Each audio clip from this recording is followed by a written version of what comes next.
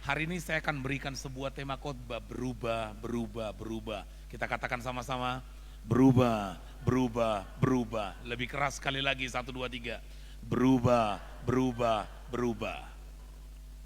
Berubah dalam kamus bahasa Indonesia ditulis dengan seperti ini. Berubah adalah menjadi berbeda dari semula. Berubah itu artinya tidak sama lagi. Ada yang berubah gitu Bapak Ibu. Pertanyaan terpenting adalah mengapa kau datang ke Gapkin? Mengapa kau beribadah hari ini? Ya aku ingin memuji Tuhan. Hanya itukah? Aku ingin mendengarkan firman Tuhan. Hanya itukah? Oh bukan Pak. Kalau aku di gereja kan rasanya nyaman, tenang. Hanya itukah? Saya rindu, kerinduanmu terbesar mengapa engkau rindu beribadah ke gereja. Aku rindu ada yang Tuhan terus ubah dalam hidupku. Sehingga aku menjadi manusia yang lebih baik hari demi hari. Yang setuju berikan tepuk tangan kemuliaan bagi Tuhan kita. Kitab Efesus pasal 4 ayat yang ke-17 berkata demikian. Kita baca dengan suara yang keras, 1, 2, 3. Sebab itu kukatakan dan kutegaskan ini kepadamu di dalam Tuhan. Jangan hidup lagi sama seperti orang-orang yang tidak mengenal Allah dengan pikirannya yang sia-sia. Rasul Paulus kepada jemaat Efesus berkata begini, jemaat Efesus, dulu kamu tidak mengenal Allah. Dulu kamu hidup dengan pikiran yang sia-sia. Sekarang kamu sudah mengenal Tuhan. Pikiranmu harusnya sudah berbeda. Tapi Paulus bilang, mengapa ya kok sekarang hidupmu begini lagi? Kamu seperti orang yang tidak bertuhan. Pikiranmu memikirkan seperti orang yang tak bertuhan. Maka Paulus berkata begini, jangan hidup lagi. Berubahlah. Jadi kalau berubah itu Bapak Ibu tangan saya, 180 derajat, ini berubah. Bertobat, metanoia. Tapi kelihatannya orang Efesus begini, bertobat, tapi bertobatnya balik lagi Bapak Ibu Saudaraku. Jadi 360 derajat. Jadinya mereka jadi Kristen tomat. Tahu Kristen tomat? Hari Minggu bertobat, hari Senin kumat. Katakan kepada di sebelahnya, dangawi.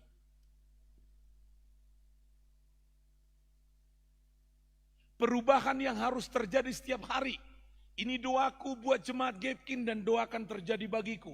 Apa itu? Tuhan Yesus, aku rindu apa yang tidak baik dalam hidupku di bulan Agustus akan menjadi baik di bulan ini. Itu berubah. Tetapi juga Tuhan, apa yang sudah baik di bulan Agustus akan menjadi semakin baik di bulan ini. Yang setuju sekali lagi, berikan Tuhan tepuk tangan kemuliaan. Berubah artinya dari duit menjadi duit. Dari si gurba hulu menjadi kerja hasilnya. Setelah kerja jadi menghasilkan uang. Berubah. Siapa yang tidak ingin seperti ini? Alangkah indahnya kupu-kupu ini. Aku rindu hidupku, keluargaku seperti ini Pak Gembala. Iya, tapi tidak pernah langsung begini. Berubah. Ada orang pingin di sini tapi hidupnya nyaman di sini. Terus seram. Terus jadi bapak-bapak yang seram. Tapi kepinginnya begini, gak bisa. Berubah itu artinya ada proses yang akan terus dia lewati. Dan saya percaya di gereja ini salah satu proyeknya adalah menciptakan orang-orang yang hidupnya berubah. Dan hidup yang berubah dilihat oleh keluarganya, dilihat teman-temannya. Hasilnya hidup yang berubah itu juga akan mengubahkan hidup banyak orang di kota ini. Yang setuju dengan itu berikan Tuhan tepuk tangan kemuliaan. Orang-orang yang dipakai Tuhan secara khusus dalam Alkitab adalah orang-orang yang bersedia dibawa Tuhan untuk berubah dari hidup dan prinsipnya yang lama. Ada definisi gereja ketika mungkin sekolah. Gereja dalam bahasa Yunani eklesia artinya adalah orang-orang yang dipanggil keluar dari kegelapan kepada terangnya yang ajaib. Dulu mereka kegelapan, tapi Tuhan panggil kita. Dulu kita hidup dalam kegelapan, Tuhan panggil kita menjadi gerejanya. Slogan ini penting, ubah dirimu. Karena ketika kau ubah dirimu, keluargamu akan berubah. Kau akan melihat komunitasmu, teman-temanmu akan berubah. Kotamu akan berubah, bangsamu akan berubah, duniamu akan berubah. Jangan dimulai dari sini. Aku pingin duniaku berubah, sampai mati takkan pernah terjadi. Yang paling memungkinkan yang bisa kau lakukan, ubah dirimu. Dan setelah kau ubah dirimu, kau akan melihat orang-orang terdekatmu akan melihat perubahan itu. Seringkali Bapak Ibu saya berkata kepada ibu-ibu yang minta doa, doakan supaya suamiku berubah Pak Gembala. Maka saya berkata begini, saya yakin kalau suamimu belum berubah, itu artinya masih ada yang Tuhan ingin ubah dalam hidupmu lewat ketidakberubahan suamimu. Itu menjadi penting. Kita hidup di mana orang biasa bilang begini, oke taruh jarinya, lihat yang di sebelahnya, mubaho, 1, 2, 3. Agak keras, lihat matanya, 1, 2, 3. Mubaho, 1, 2, 3. Biasa kan dengar itu kan? Berubah kau, berubah kau, berubah kau, berubah kau. Sekarang berubah, yang mau diberkati Tuhan taruh tangannya gini. Yo. Mubaho, 1, 2, 3. Kurang keras, kurang keras. Mubah, berubah kau, 1, 2, 3. Itu menjadi sangat penting. Ada 3 faktor terjadinya sebuah perubahan yang dicatat Alkitab. Yang pertama, ada orang yang berubah itu, change, dia berubah itu karena ada masalah. Masalah itu mengubah dia. Masalah itu mengubah prinsipnya. Ada orang-orang yang saya tahu yang dulu nggak peduli Tuhan, menjadi datang ke Tuhan karena sudah sakit, sekarang di rumah sakit. Saya sering bertemu dengan orang yang begitu. Ada orang yang berubah karena masalah. Kalau di Alkitab contohnya adalah Yunus. Tuhan panggil dia pergi ke Tarsis, nggak mau dia. Dan Tuhan mengerjakan sesuatu supaya dia berubah. Dia malah pergi, Bapak Ibu, Tuhan suruh dia ke Niniwe, malah pergi ke Tarsis. Dia naik kapal, ternyata di kapal itu terjadi masalah, ombak datang, akhirnya makin besar, dia dilemparkan dari kapal itu, dimakan ikan besar. Dan dalam perut ikan selama 3 hari, di situ dia berubah. Dia mulai mengerti apa maunya Tuhan. Di situ kekerasan hatinya berubah. Ada orang yang berubah karena masalah. Saya yakin kalau Bapak Ibu saya panggil satu-satu ke depan, pasti pernah punya pengalaman, masalah itu mengubahmu. Dan seringkali memang masalah dipakai Tuhan mengubah kita. Tapi kalau orang berubah hanya karena masalah, biasanya kumat. Ada seorang bapak ketahuan ketika dia diam-diam ngasih uang sama keluarganya, sama mamanya. Udah sepakat dengan istrinya, pokoknya nggak boleh diam-diam ngasih uang sama keluarga. Rupanya dia diam-diam. Suatu hari ketahuan, mamanya telepon ke handphonenya, handphonenya lagi tinggal di rumah. Istrinya ngangkat, halo mama, iya. Oh mana? Bapak Syucok, lagi pergi mak. Kasih tahu sama dia ya, kok uang yang dia kirim bulan ini beda dari bulan-bulan yang lalu? Kok lebih banyak bulan ini, ada apa? Ketahuan gitu kan. Oh, kamu ketahuan. Oh marah istrinya, ngamuk besar. Suaminya bilang, maaf, aku janji tidak akan lakukan lagi, aku janji. Kan mau berubah karena masalah, tapi di hati kecilnya gini, aku janji kalau ngasih lagi harus lebih hati-hati nih kayaknya. Gak boleh seperti ini lagi caranya.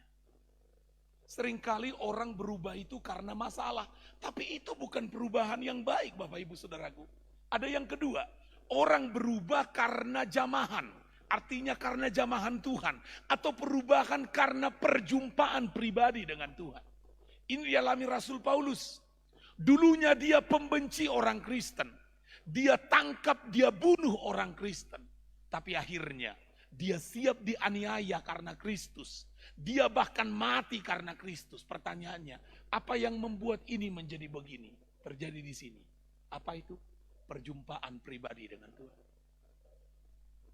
Pengalaman perjumpaan dengan Tuhan telah mengubah dia. Dari orang yang menangkap orang Kristen, sekarang siap ditangkap. Ingatkah Bapak Ibu? Setiap kita pun pasti pernah mengalami. Ada yang berubah karena berjumpa dengan Tuhan. Dulu saya perokok berat. Bukan hanya perokok biasa. Waktu sekolah SMP SMA, gak bisa lagi tidak merokok satu les pelajaran pun.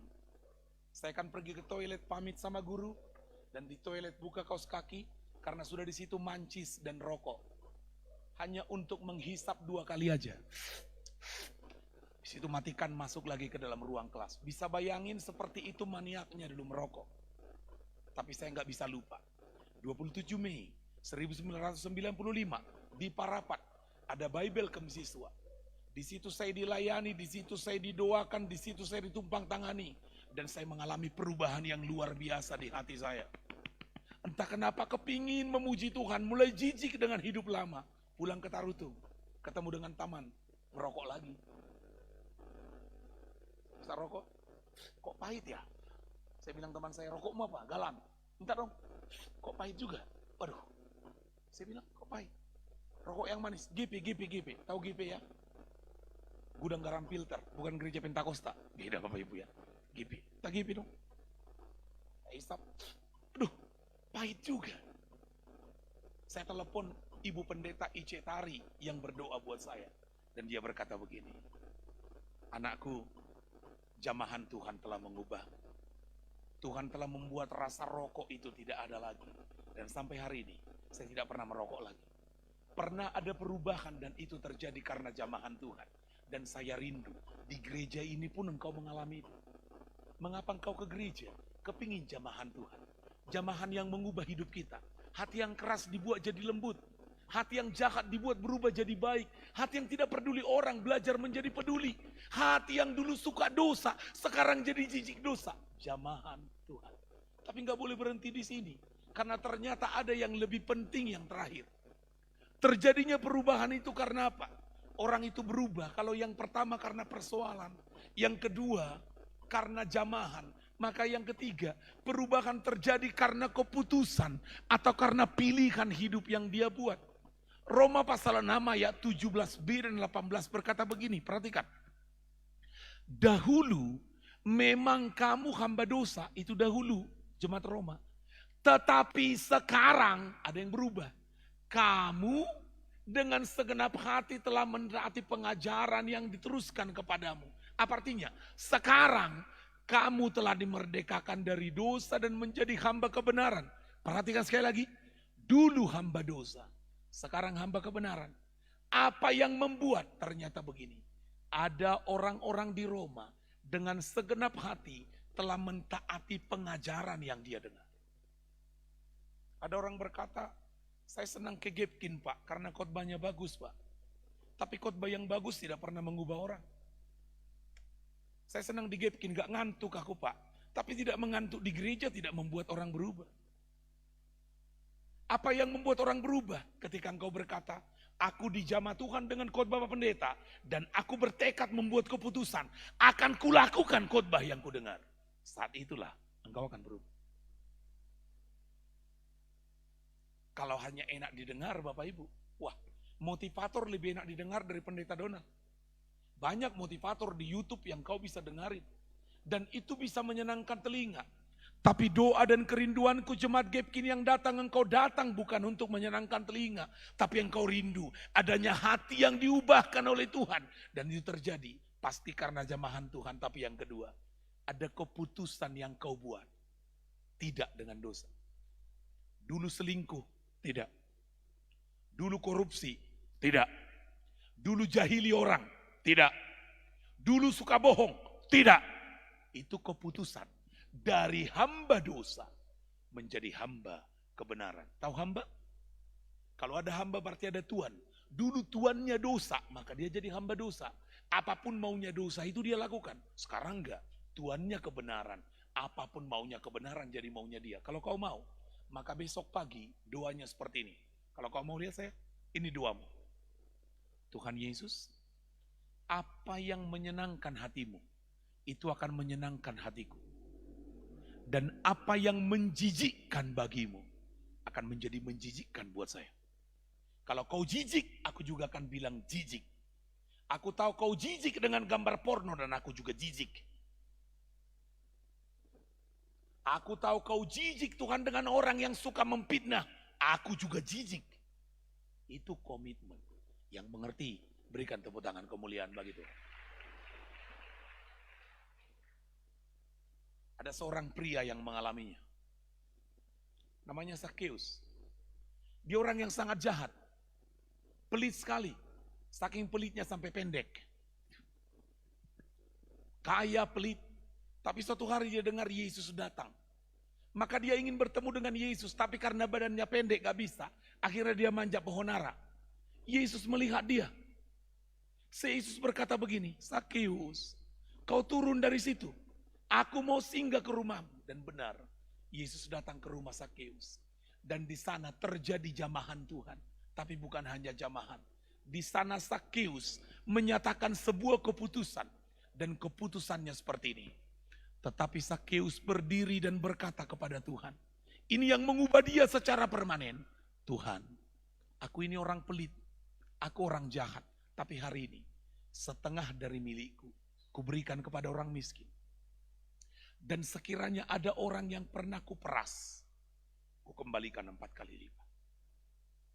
Untuk berubah itu enggak mudah.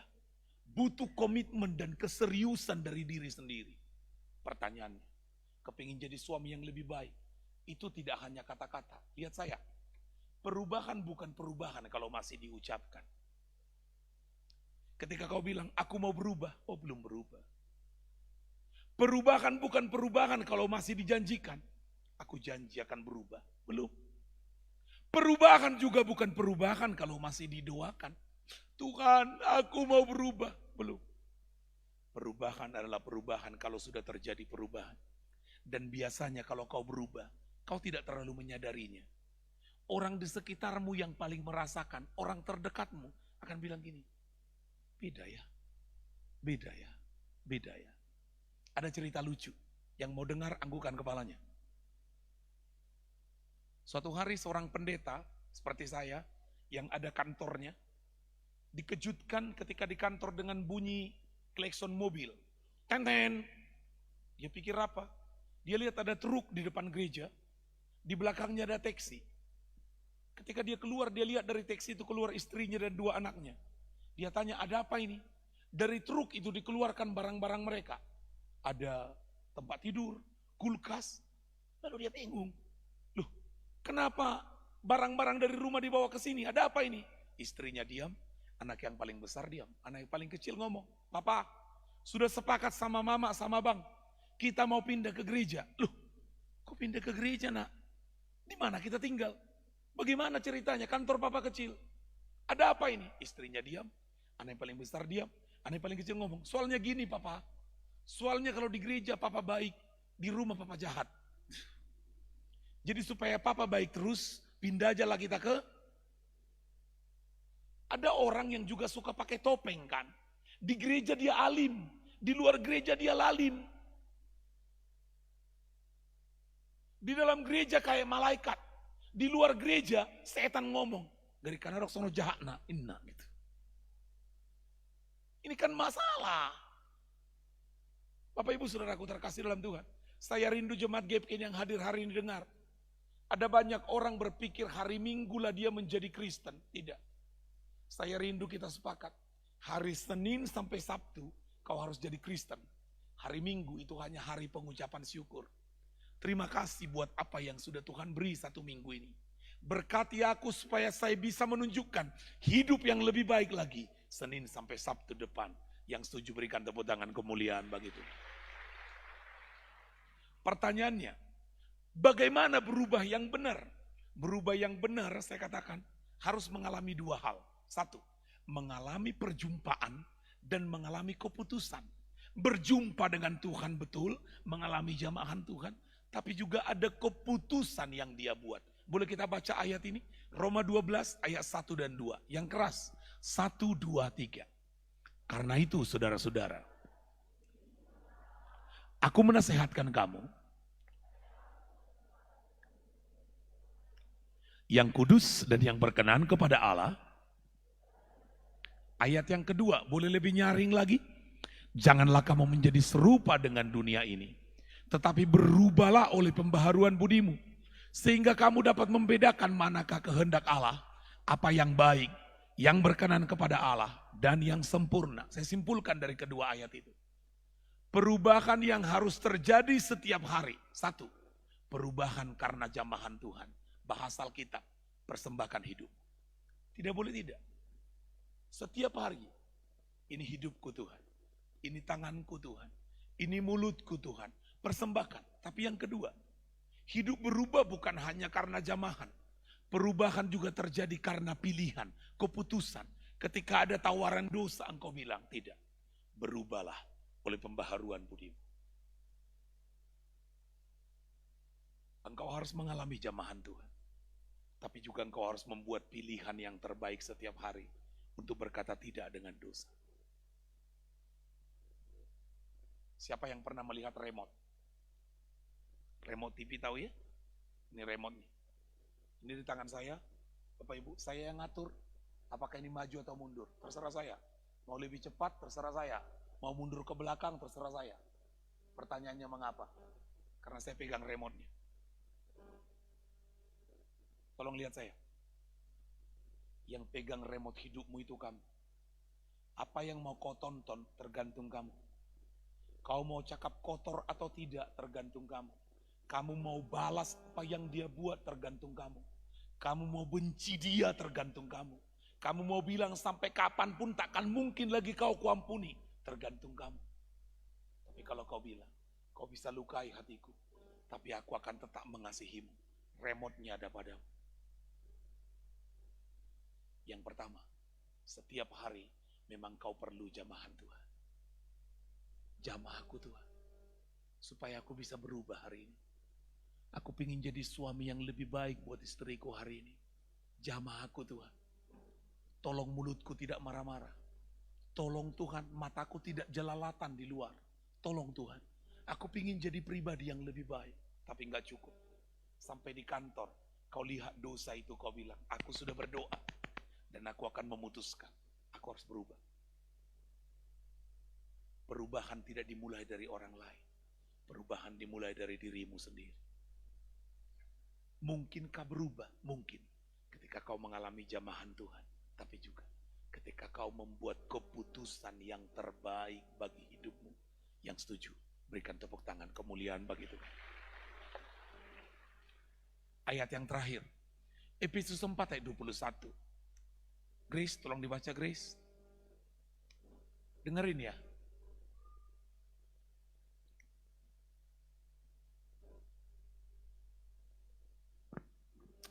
Efesus 4 ayat 21. Karena kamu telah mendengar tentang Dia dan menerima pengajaran di dalam Dia menurut kebenaran yang nyata dalam Yesus. Ayat 25. Karena itu buanglah dusta dan berkatalah benar seorang kepada yang lain, karena kita adalah sesama anggota. Terus. Apabila kamu menjadi marah, janganlah kamu berbuat dosa. Janganlah matahari terbenam sebelum padam amarahmu. Terus. Dan janganlah beri kesempatan kepada iblis. Terus. Orang yang mencuri, janganlah ia mencuri lagi.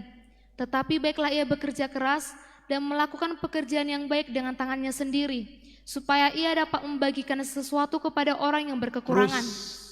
Janganlah ada perkataan kotor keluar dari mulutmu, tetapi pakailah perkataan yang baik untuk membangun di mana perlu, supaya mereka yang mendengarnya beroleh kasih karunia. Dari ayat tadi perhatikan. Perubahan harus terjadi dalam hidup jemaat Gapkin. Saat yang pertama, ada jamahan Tuhan, bahasa Alkitab. Mendengar dia, menerima pengajaran dalam dia. Mendengar dia dalam doamu. Terhubung dengan dia. Tapi enggak cukup. Engkau harus melakukan perubahan karena pilihan. Tiba-tiba kau bilang, aku tidak mau bohong lagi. Ada tawaran untuk bohong, kau bilang tidak. Aku tidak suka marah-marah lagi, apalagi dendam. Aku tidak mencuri lagi. Aku tidak cakap kotor lagi. Kita ulangin Bapak Ibu. Bagaimana caranya bisa berubah? Kembali. Aku harus punya waktu mendengar Tuhan. Aku punya waktu untuk menerima pengajaran di dalam Tuhan. Itulah yang kau lakukan hari ini. Engkau mendengar Tuhan berbicara kepadamu. Engkau menerima pengajaran dari firman Tuhan. Tapi itu hanya perubahan karena jamahan. Habis ini kau harus membuat perubahan yang kedua. Apa itu? Perubahan karena keputusan pribadimu. Apa itu Bapak Ibu? Tiba-tiba engkau gak mau bohong lagi. Tapi engkau belajar benar. Kalaupun itu menyakiti hati orang, kau bilang, lebih bagus aku menyakiti hatimu daripada aku harus berbohong kepadamu. Yang sebelumnya engkau tukang marah, tiba-tiba sekarang kau gak mau marah-marah lagi. Minimal engkau tidak mau marah yang berdosa. Tahu marah yang berdosa? Marah yang berdosa adalah marah yang sampai lewat matahari terbenam. Marah yang tidak berdosa sebelum matahari terbenam. Apa artinya? Bagaimana caranya marah supaya jangan berdosa? Kau marah pagi-pagi, biar panjang. Gitu. Karena sudah matahari terbenam, gak boleh lagi marah. Bukan itu tujuannya. Marah yang jadi dosa artinya. Kemarahan yang kau bawa jadi dendam. Kemarahan kau bawa jadi tidur. Boleh marah, boleh. Tapi sekarang marahnya berubah. Setelah marah dia selesaikan. Dia tidak kepingin marahan itu berkepanjangan. Ada mama-mama yang bisa marah-marah sama suaminya. 1 minggu gak ngomongan. Bahkan sepakat sama suami istri gak ngomongan. Jadi kalau ngomong pakai perantaraan anak. Tanya dulu mama ke pajak enggak? Mak, dibilang bapak ke pajak enggak? Bilang sama papa nanti siang ke pajak.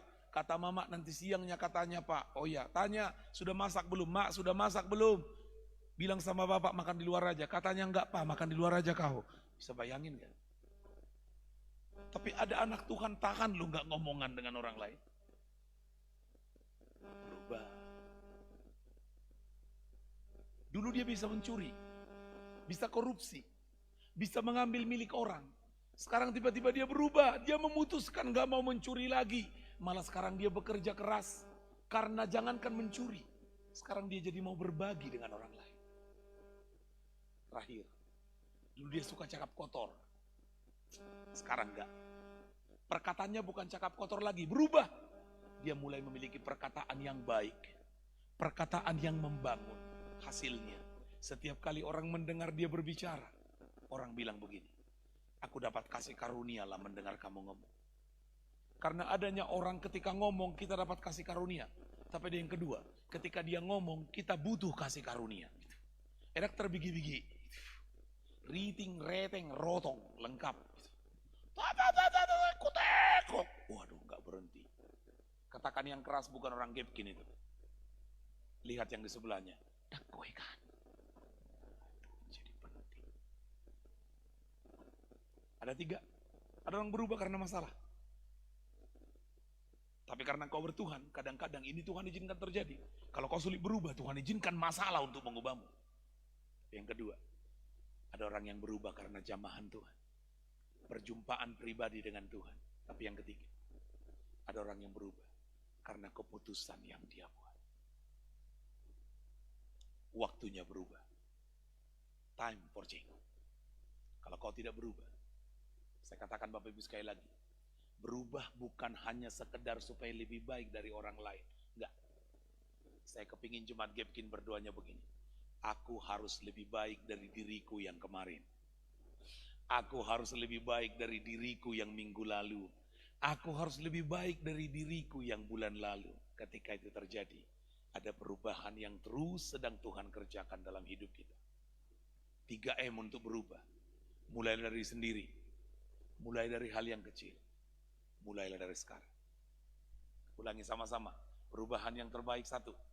Mulai dari, selama ini kan gitu, mubaho. Sekarang, mubaho. Nah itu penting. Yang kedua, mulai dari hal yang kecil-kecil aja. Gak usah besar-besar. Aku kepingin melayani Tuhan di Gepkin. Pokoknya WL aku WL. Apa kepanjangan WL? Marak kuboto. Itulah. Mau langsung jadi WL, kepanjangan WL pun dia tak tahu. Bergereja pun dia malas. Gimana? Berubah dalam hal yang kecil. Mulainya berubah kapan? Sekarang. Kapan berubah? Sekarang. Jangan tunda. Satu hari istri saya ketawa dengan saya. Saya bilang kayaknya harus berubah ini makan ini bah. Oh iya ya. Jadi kapan berubahnya? Saya bilang, masih makan saksang minggu depan. Ini minggu depan sekali lagi lah. Dan biasanya yang begini nggak bakal berubah. Kalau mau berubah, kapan berubahnya? Sekarang. Sekarang. Sekarang. Tuhan merindukan perubahanmu. Keluargamu merindukan perubahanmu. Dan tolong lihat saya. Saya rindu.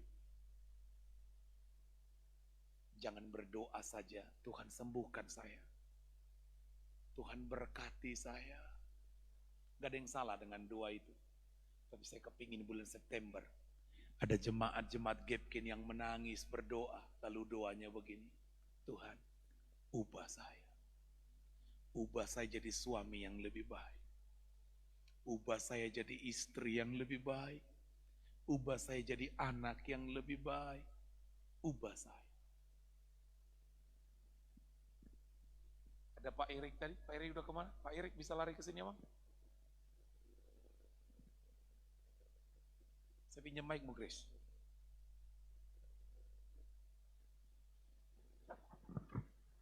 Karena mengirik keluar jadinya jadi contoh saya dulu lah. Kenal dengan Bapak Erik tambah bola?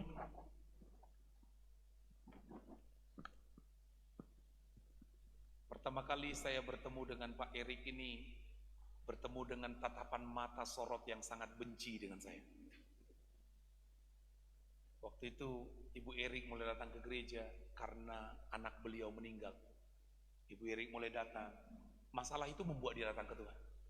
Saya ingat waktu itu Ibu Erik, istrinya Amang Tampu Bolon ini, Pak Gem, kalau kebaktian di rumah boleh enggak? Saya ingat kebaktian pertama, Pak Erik ini terlambat datang. Tapi ketika dilihat, kayaknya lihat saya dari atas ke bawah. Marhur yang bayok tuh, gitu kira-kira Bapak Saudaraku. Tapi ibadah hari itu belum mengubah Pak Erik. Saya ingat waktu itu anak-anak mulai diserahkan ke Tuhan. Pak Erik juga belum berubah. Saya masih ingat suatu hari, Ibu Erik nangis-nangis ngasih tahu, suami saya masuk penjara, Pak Pendeta. Pak Erik belum berubah juga. Tapi keluar dari penjara, pelan tapi pasti. Pak Erik mulai rajin beribadah.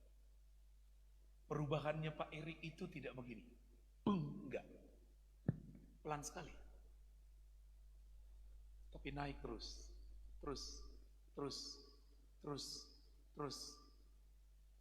Pak Erik ini pernah menjadi ketua dari seluruh kaum bapak di gereja. Sekarang dia melayani Tuhan. Suatu hari saya berhenti di mobil Kurnia Sibolga. Dan ketika mereka tahu saya pendetanya Pak Erik, saya sangat bangga. Karena supir-supir di sana beberapa orang berkata, itu bukan bos lagi, ngapain ditai.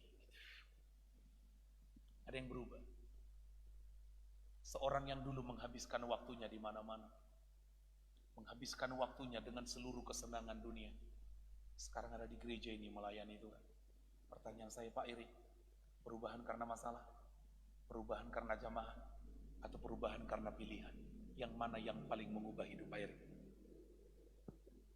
Karena pilihan. Boleh kita berikan tepuk tangan kemuliaan bagi Tuhan. Betul, dia pernah bermasalah. Betul, dia pernah mengalami jamahan Tuhan. Tapi yang paling utama, Pak Erik memutuskan, saya memilih untuk baik. Dia masih bersama dengan teman-temannya. Pak Erik masih ketemu dengan teman-teman yang mungkin dulu hisap narkoba, yang masih pada merokok di luar sana. Tapi saya yakin, dia membuat pilihan. Sekali sudah kutinggalkan, cukup. Saya tidak akan pernah kembali ke kubangan itu lagi. Terima kasih Abang Erik. Silakan duduk kembali. Kita berikan tepuk tangan kemuliaan bagi Tuhan.